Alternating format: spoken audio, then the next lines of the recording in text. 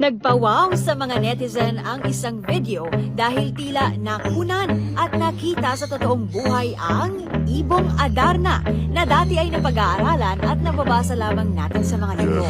Ayon sa uploader, nakita na ito sa Semirara Island sa Antique. Bagamat hindi ito humuni, katulad ng pagkakaalam natin sa ibong Adarna. Ang ibon na ito ay isang golden pheasant, isa sa mga pinakakilalang species ng pheasant bird. Hindi ito isang native Filipino bird, kaya bihira lamang na mamataan dito sa ating bansa dahil karaniwang nakikita ito sa mga native forest ng Central at Western China.